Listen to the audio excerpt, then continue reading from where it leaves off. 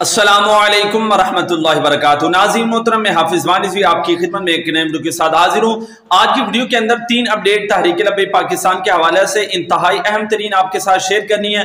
Election के हवाला से और जो धोबी घाट के अंदर जलसा हुआ वहाँ उस हवाला से, और दूसरा कि जिस शख्स ने अल्लामा साद हुसैन रिजवी साहब के ऊपर जो है वो गाड़ी के ऊपर गोलियां चलाई थी जिस टीम ने, उस हवाले से, तो वीडियो को आपने आखिर तक जरूर देखना है। नाज़रीन मोहतरम, सबसे पहले जलसा के हवाले से आपको बताते हैं कि वहां से ऐलान हुआ है कि जनाब वहां पर जिस 200 की जो है ट्रैफिक पुलिस ने मोटरसाइकिलें उठा ली थी रोड को क्लियर करने के लिए, तो वो नीचे दिए गए नंबर पर जो है वो राब्ता करें। इंशाल्लाह आपके मामला जो है वो फौरन जो है वो ठीक हो जाएंगे।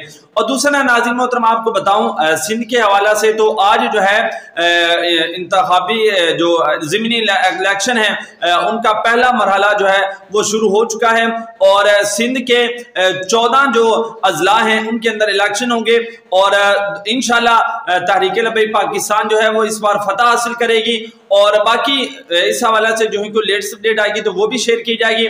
और दूसरा नाज़रीन मोहतरम जो अहम तरीन अपडेट है कि मुफ्ती मुनीबुर रहमान साहब की अपने एक वफद के हमरा जिसके अंदर पीर सैयद मुजफ्फर हुसैन शाह साहब वो भी शामिल हैं जनाब, उनके साथ मुस्तफ़ा कमाल और दूसरा अनीस कैम खानी जो है उनसे मुलाकात हुई और मुलाकात जो है वो मोहम्मद रफीक परदेसी के घर के अंदर मुलाकात हुई और आपस के अंदर काफ़ी तवील जो है वो गुफ्तगू हुई और फिर गुफ्तगू होने के बाद जो है आपस के अंदर जितनी भी गलत फहमियां थी उन सब को जो है वो दूर कर दिया गया। जी हाँ नाज़रीन मोहतरम, मुफ्ती साहब ने ये एक बहुत ही अच्छा कदम उठाया है क्योंकि आगे भी जो है वो इलेक्शन आ रहे थे, अगर सिलसिला इसी तरह चलता रहता तो मामला जो है वो ठीक नहीं होने थे बल्कि बिगड़ने थे।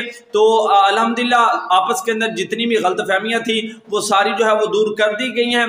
बाकी नाज़रीन मोहतरम इसी तरह तहरीक लब्बैक की लेटेस्ट अपडेट के लिए आप हमारे चैनल को जरूर सब्सक्राइब करें।